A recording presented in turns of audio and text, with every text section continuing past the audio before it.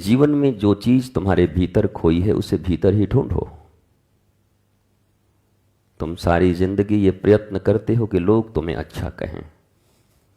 आदमी क्या क्या चोंचले नहीं करता है कि रिश्तेदारों में उसकी इज्जत बढ़े। कर्ज लेता है, उधार लेता है, प्रयत्न करता है कि 4 रिश्तेदारों में उसका नाम हो। ये कौन है? ये तुम्हारे तरह ही भिखारी लोग हैं जो खुद भी सुखी नहीं हैं। तुम ऐसे ही अतृप्त भिखारियों के बीच महान बन के भी क्या करोगे? क्योंकि तुम्हें तो पता है कि तुम झूठे हो, तुम्हें तो पता है कि तुम अतृप्त हो, तुम्हें तो पता है तुम खाली हो, तुम्हारे पास कुछ भी नहीं है।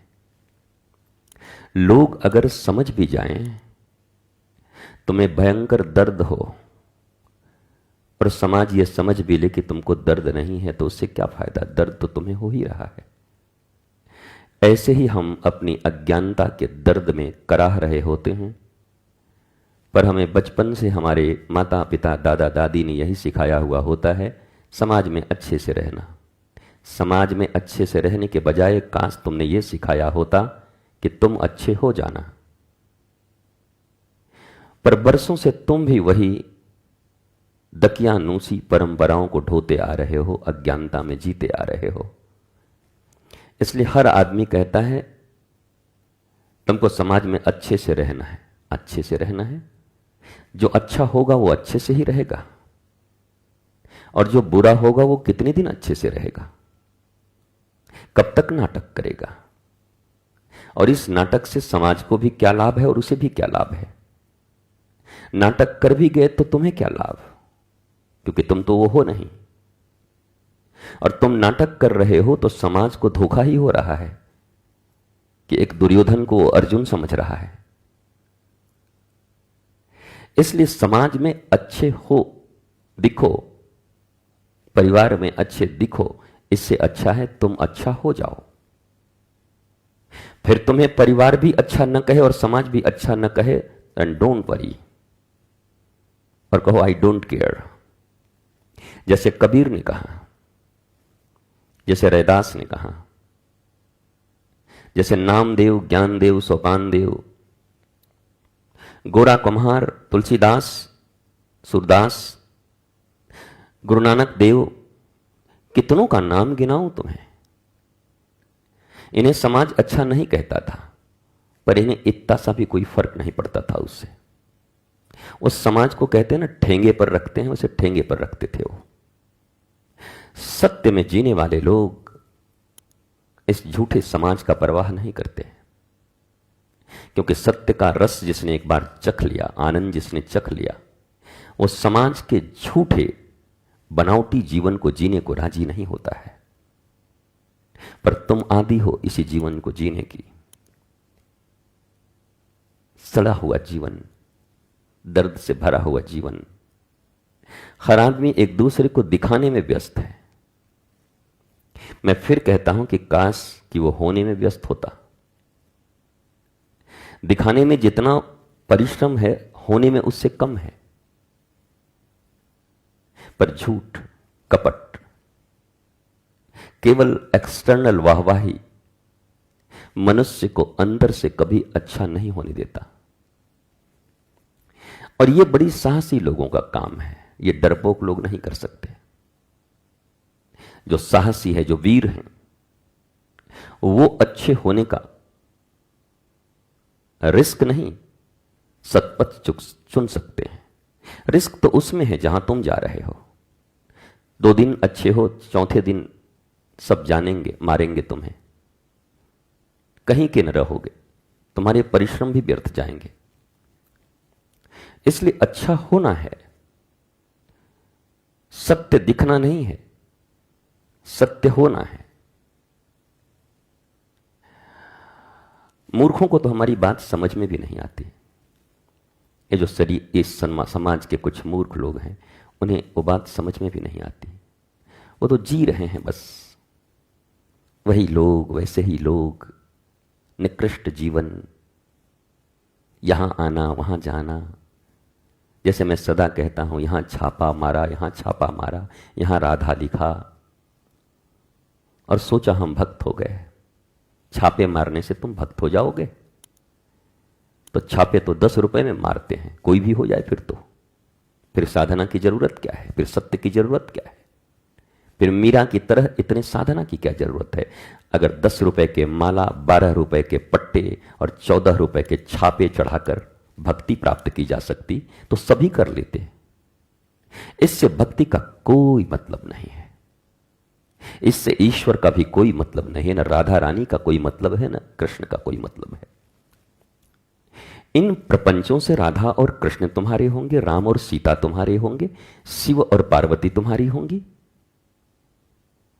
इनसे तुम्हारा मंगल होगा, इनसे तुम्हें आशीर्वाद मिलेगा। इन प्रपंचों से जिसकी कोई कीमत ही नहीं भगवान की नजर में, वहां तो केवल प्रेम, राम ही केवल प्रेम प्यारा, जान ली हूं जो जान निहारा। प्रेम,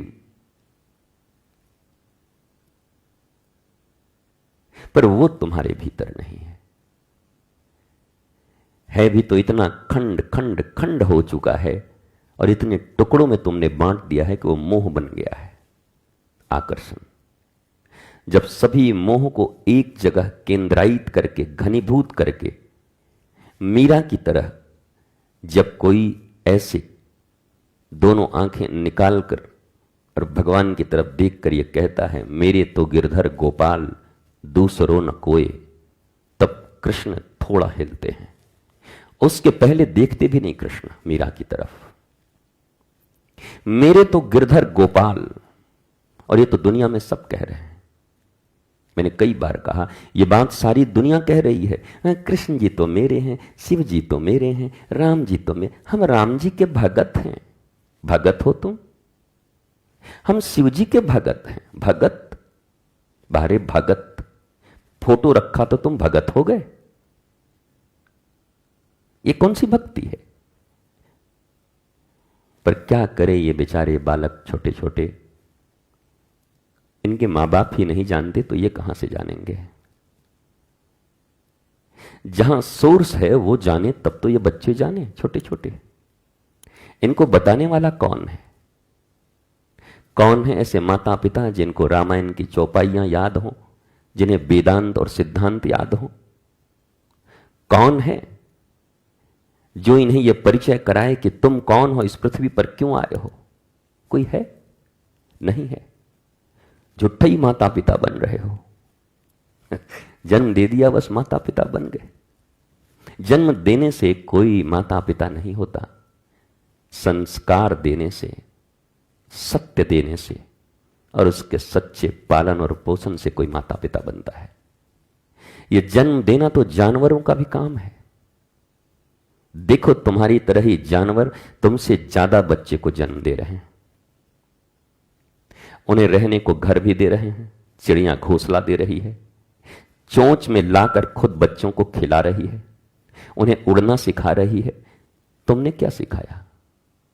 अगर तुमने भी यही किया तो जानवर और तुम में कोई अंतर बताओ मुझे।